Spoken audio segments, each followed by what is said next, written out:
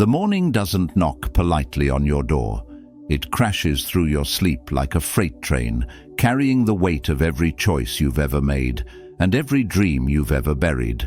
Your eyes snap open, and for one fragile second, one heartbeat suspended in eternity, you exist in pure possibility.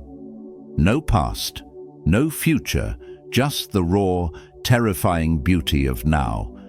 But then it floods back, doesn't it? The tidal wave of everything you're not, everything you've failed to become. The job that's crushing your soul into dust. The relationships held together by obligation and silent screaming. The reflection in the mirror that looks more like a ghost than the warrior you swore you'd be. And in that moment, lying there in sheets that feel more like a coffin than a bed, you make the most dangerous decision of your entire existence. You choose to sleepwalk through another day, pretending that somehow, magically, tomorrow will be different when you're doing the exact same soul-destroying routine that's been killing you slowly for years. But listen to me, and I mean really listen, not with your ears, but with that part of you that's been screaming for liberation since you were old enough to know that life could be more than this manufactured mediocrity. The Stoics discovered something so powerful, so earth-shatteringly profound, that emperors and slaves alike used it to transform their mornings from moments of quiet desperation into acts of rebellion against everything trying to make them small. Marcus Aurelius, the most powerful man on the planet, ruler of an empire that stretched across continents, woke up every single morning in a battle tent or a cold palace and whispered to himself words that could resurrect the dead. When you arise in the morning, think of what a precious privilege it is to be alive, to breathe, to think, to enjoy, to love. This man had everything, and yet he understood what you've forgotten, that life isn't happening tomorrow, it's happening right now, this second, this breath, and you're missing it while you're busy planning for some fantasy future that will never arrive because you refuse to show up for the only moment that's ever existed. You want to know why you're tired all the time. Not physically tired, soul tired, bone tired. The kind of exhaustion that sleep can't fix because it's not your body that's broken, it's your spirit. It's because you've been at war with yourself every morning, negotiating with the enemy of comfort, surrendering your power before the sun even touches your face, handing over your sovereignty to a phone screen and an algorithm designed to keep you distracted, docile, and desperate for validation from people who don't even know your middle name. The morning isn't just the start of your day.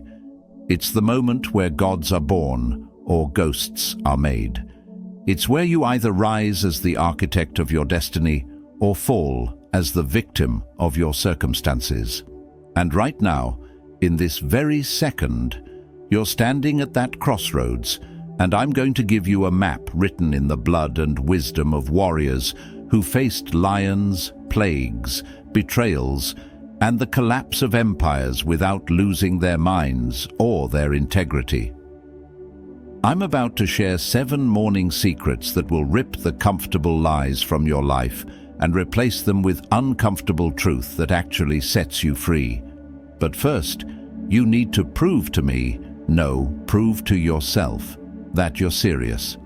Hit that like button like you're declaring war on mediocrity. Drop a comment like you're planting a flag in the territory of your own transformation. Share this video with someone who's drowning in the same sea of unfulfilled potential you've been treading water in. Subscribe to this channel because we're not building followers here. We're building a battalion of people who looked at their ordinary lives and said, not today, not ever again. And for the love of everything you've ever believed in, don't you dare skip a single second of this video, because every word is a breadcrumb leading you out of the forest you've been lost in your entire life. Drop this affirmation in the comments like you mean it, like your life depends on it, because it does. I refuse to die before I've lived. I claim this morning, I claim my power. I rise. Now close the door. Turn off the distractions. Because what comes next will either wake you up or make you realize you were never really asleep. You were just too afraid to open your eyes. Now let's get into it. Number 1. The sacred rupture, shattering the chains of autopilot. Before your hand reaches for that phone like a junkie reaching for a fix, before you feed your mind the poison of other people's filtered lives and manufactured emergencies, before you allow the world to colonize the only territory that's truly yours, there must be a rupture. A violent, beautiful break from the chains you've been wearing so long you forgot they were even there. The ancient Stoics called this the discipline of ascent, but I'm calling it what it really is. The moment you stop being a slave to your impulses and start being the master of your responses. Because here's what nobody tells you about freedom. It doesn't come from changing your circumstances. It comes from that single second when you realize you have the power to pause between stimulus and response, between the world's demands and your decision, between who you've been and who you're becoming. Your nervous system right now is screaming. It's been trained like a circus animal to perform on command. Notification sounds, anxiety spikes, cortisol floods, repeat until dead. You wake up and your body doesn't even belong to you anymore. It belongs to everyone who's ever demanded your attention, every corporation that's monetized your focus, every fear that's convinced you that if you're not constantly reacting, you're somehow falling behind. But falling behind what? A race you never signed up for? A finish line that keeps moving? A version of success that leaves you empty even when you're full? Marcus Aurelius, while running an empire and fighting wars, wrote this in his private journal. You have power over your mind, not outside events. Realize this, and you will find strength, not hope, not comfort, strength. The kind that comes from standing in the wreckage of everything you thought you needed and realizing you already have everything required to rebuild from scratch. The sacred rupture is 3 breaths taken like you're stealing oxygen from a burning building. It's the moment you place your hand on your heart and feel proof that you survived the night, that you've been granted another rotation of this spinning rock through infinite darkness, another chance to get it right. In this rupture, you don't ask, "What do I have to do today?" You ask, "Who will I refuse to be today?" Because transformation isn't addition, it's subtraction. It's cutting away everything that isn't you until only truth remains. Number 2. The death meditation. Living like your hours are numbered because they are. You're going to die. Not eventually, not someday, not when you're old and satisfied and ready. You're going to die, and you don't know when, and that uncertainty is the only certainty you'll ever have, and yet you live like you've got unlimited respawns, like this is a video game with infinite lives, like tomorrow is promised, when today is the only thing that's ever been real. Your grandmother is going to die, your father is going to die, that person you love, but keep postponing the difficult conversation with they're going to die, maybe before you work up the courage to say what needs saying. And here's the part that should make you weep or rage, or finally wake up. You're wasting your numbered days on things that don't matter, people who don't care, and a version of yourself that isn't even real. You're performing for an audience that will forget you existed 5 minutes after you're gone, sacrificing your one wild and precious life on the altar of should and supposed to, and what will people think. The Stoics didn't practice memento mori, remembering death, to be morbid philosophers sitting around in togas, feeling sorry for themselves. They did it because they understood something that your smartphone addiction and your Netflix binging and your busyness disguised as productivity is desperately trying to hide from you. You are mortal, you are temporary, you are vapor, and this fact should absolutely terrify you into living with such ferocious intensity that when death finally comes to collect, you can look it straight in the eye and say, "I squeezed every drop of juice from this existence, and I have no regrets." Marcus Aurelius, the man who had everything, who could have spent his mornings being fed grapes by servants, instead wrote, "You could leave life right now. Let that determine what you do and say and think. Not next year, after you've saved enough money, not after you've lost the weight, or gotten the promotion, or impressed the right people. Right now, this morning, this breath that might be your last. Imagine your doctor calls you tomorrow and says you have 6 months. Just 6 months. How would you live? Would you waste another second scrolling through the manufactured highlight reels of strangers? Would you stay in that relationship that's slowly suffocating you? Would you keep trading your hours for money that buys things you don't need to impress people you don't like? Would you die with your music still inside you, your book unwritten, your truth unspoken, your love unexpressed? The tragedy isn't death. Death is guaranteed.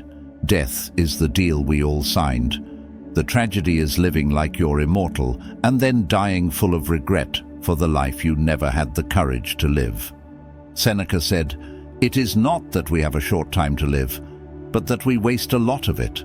And brother, sister, you've wasted enough. You've given enough mornings to fear, enough days to other people's opinions, enough years to playing it safe." Number 3, the sovereignty reclamation, taking back the kingdom you gave away.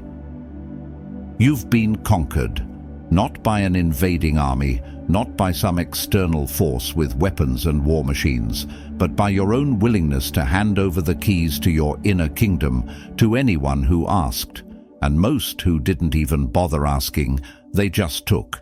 You gave your peace to people who don't deserve access to your thoughts. You gave your energy to outcomes you cannot control. You gave your power to circumstances that were always going to be outside your jurisdiction.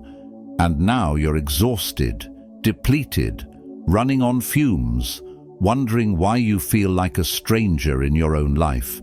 It's because you've been living in occupied territory, and the occupier is your own misunderstanding of where your power actually lives. You think you're powerless because you can't control whether people love you, whether opportunities come, whether the world bends to your will.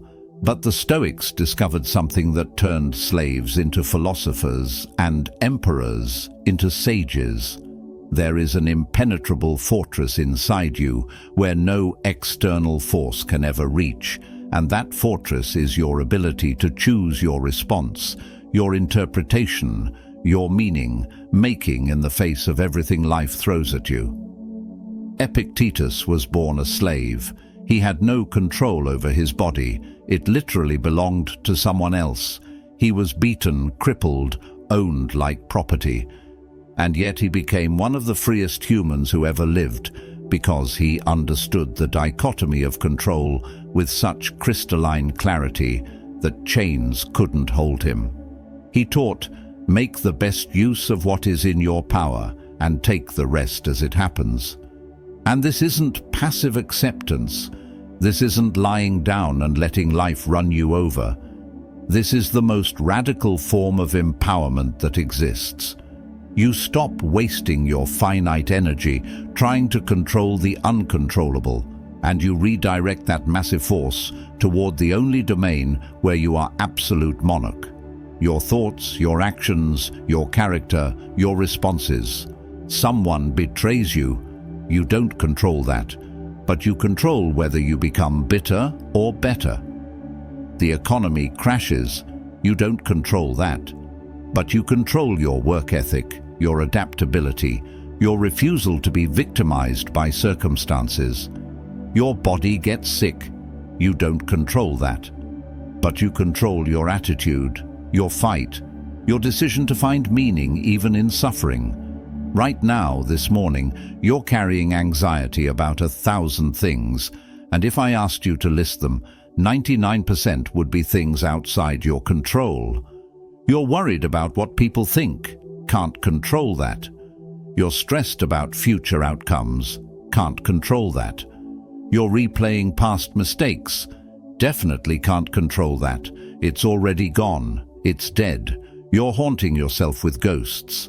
And meanwhile, the things you absolutely can control, your discipline this morning, your kindness to yourself, your decision to show up fully in this moment, these you're neglecting, ignoring, abandoning. You're like a king who left his castle to go fight battles in foreign lands he'll never conquer while his own kingdom falls to ruins behind him. The sovereignty reclamation is coming home. It's pulling back all that scattered energy and saying, this is my kingdom, my mind, my choices, my integrity. Everything else is weather.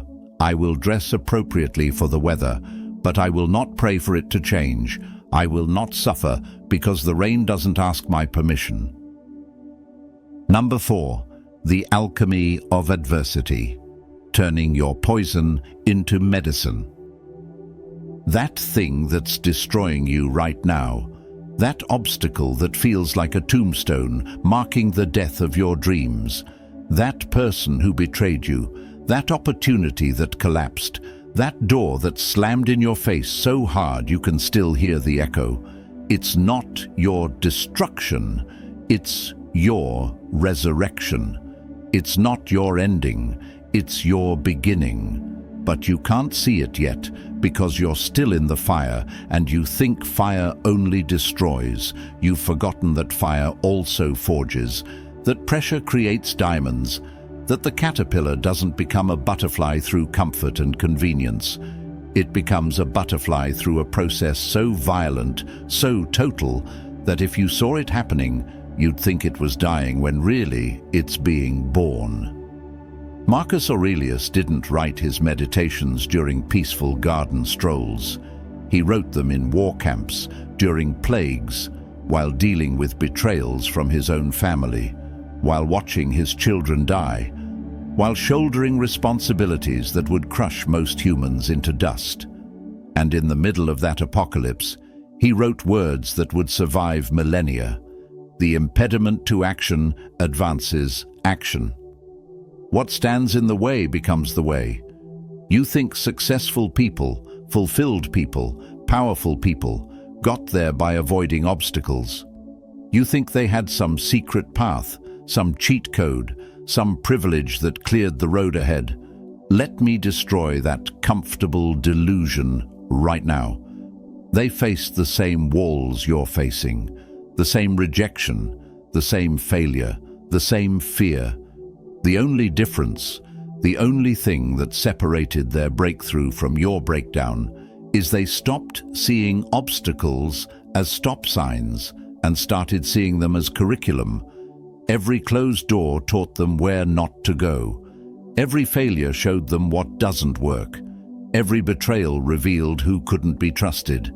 Every loss created space for what was actually meant to arrive. They didn't waste energy asking, "Why me?"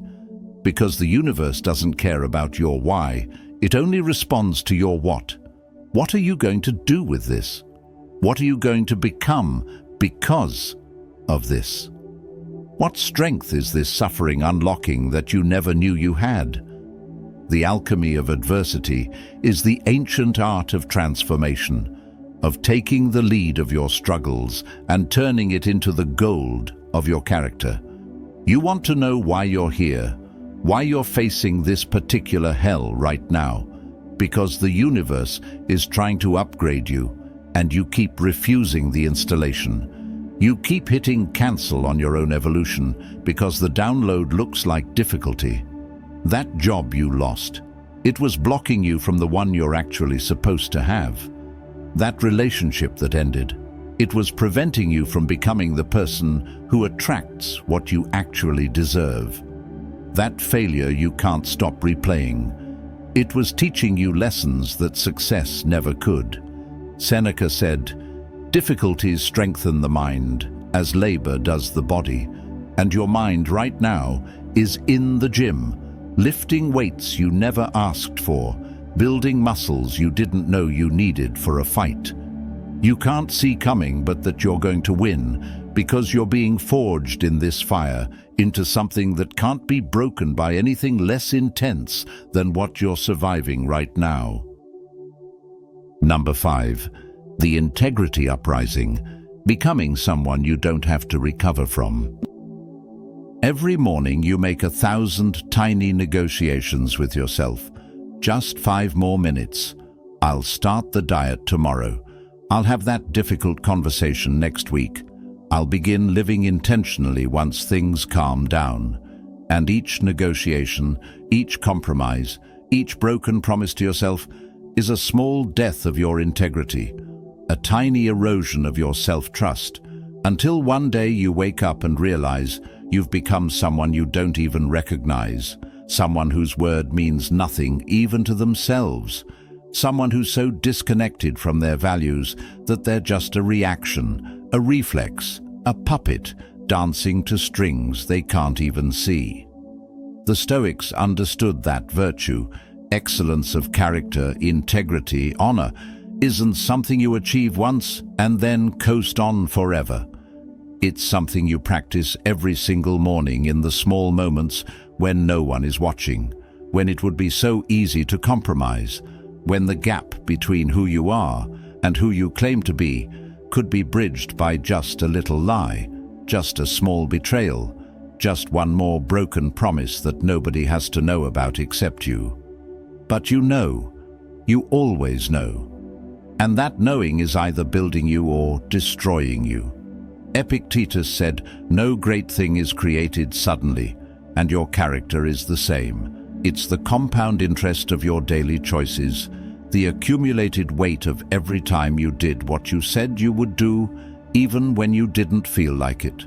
Every time you kept your word when breaking it would have been easier. Every time you chose the hard right over the easy wrong." The integrity uprising is the revolution that starts in your bedroom when the alarm goes off and your body wants to stay, but your commitment says rise. It's choosing to be someone you respect more than someone comfortable. It's understanding that self-discipline isn't punishment, it's self-love in its highest form, because you're saying, "I love myself enough to demand my best, to honor my commitments, to build a life where my actions match my values." You can't build anything lasting on a foundation of broken promises to yourself. You can't expect others to trust you when you don't trust yourself. The morning is where you prove you're worth believing in. Comment, "I keep my word to myself. I am becoming someone I respect." Number 6. The gratitude revolution, finding abundance in the wreckage. You woke up breathing this morning and you didn't even notice. Your heart has been beating without your permission, without your effort, without you having to think about it, 70, 80, 100,000 times a day, and you haven't said thank you once. You have eyes that can see color, ears that can hear music, a mind that can create worlds that don't exist and solve problems that haven't happened yet, and you're spending that miraculous consciousness complaining about traffic, about your coffee being slightly wrong, about not having things that billions of people will never even dream of having. The gratitude revolution isn't some Instagram aesthetic with pretty quotes over sunset photos. It's a violent overthrow of the scarcity mindset that's been colonizing your brain, convincing you that what you have isn't enough, that who you are isn't enough, that this moment isn't enough, always reaching for the next thing while missing the profound gift of everything that already is. Epictetus, who owned nothing, who had no freedom, who was beaten and broken, said, "He is a wise man who does not grieve for the things which he has not, but rejoices for those which he has. And this wasn't some privileged philosopher talking from an ivory tower. This was a man who had every reason to be bitter, every justification to focus on what was taken from him, and yet he chose to see the wealth in what remained. You have struggles? Yes. You have pain? Absolutely. Your life isn't perfect. Nobody's is. But you also have this moment, this breath, this chance, and somewhere right now, someone is taking their last breath, wishing they had just one more morning, just one more sunrise, just one more opportunity to tell someone they love them, or to fix what they broke, or to become who they were supposed to be. And you're here. You made it. You survived every single thing that tried to destroy you. Every heartbreak, every failure, every dark night when you weren't sure you could keep going. You're still here, still standing, still capable of choosing what comes next. The gratitude revolution starts when you stop waiting for everything to be perfect before you appreciate anything. When you realize that joy isn't found in having more, it's found in noticing what you've been too busy to see. Marcus Aurelius had an empire and practiced gratitude for simple things. You have simple things and complain about not having an empire. The abundance was always here. You just forgot how to see it. Comment this shift. I am rich beyond measure. I stop chasing and start cherishing. Number 7. The dawn architecture. Building your day before it builds you. The world wakes up with an agenda for you. Before you've even had coffee, there are emails demanding your attention, notifications hijacking your focus, other people's emergencies trying to become your priorities, and 1,000 tiny urgencies that feel important but have nothing to do with who you actually want to become. And if you don't build your morning with intention, if you don't architect your first hour like it's the foundation of everything that follows, then you're not living your life. You're being lived by it. You're a pinball bouncing between other people's priorities, reacting instead of creating, surviving instead of thriving, letting the day happen to you instead of making the day bow to your vision. The Stoics didn't wait to see what the day would bring and then respond. They decided who they would be before the day even started.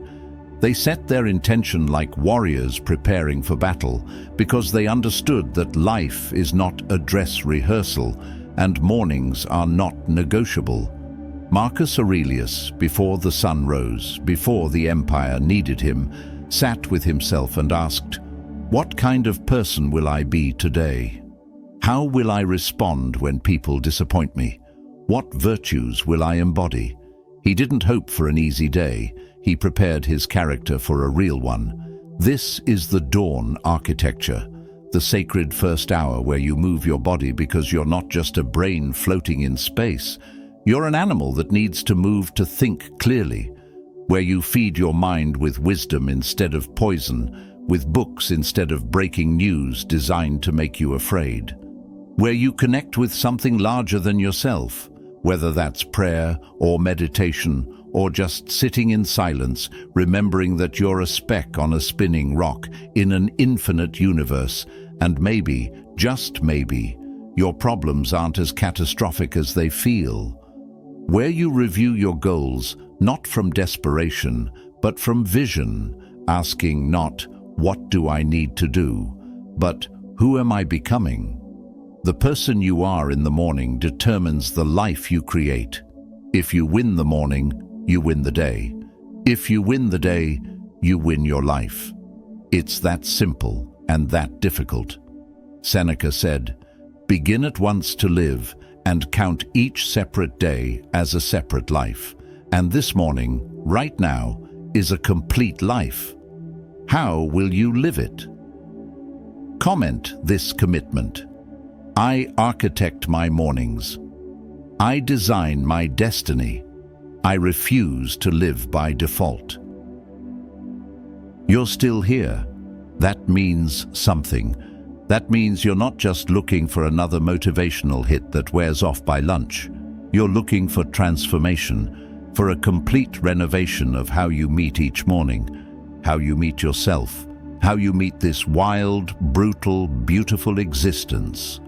These 7 secrets aren't tricks or hacks or shortcuts.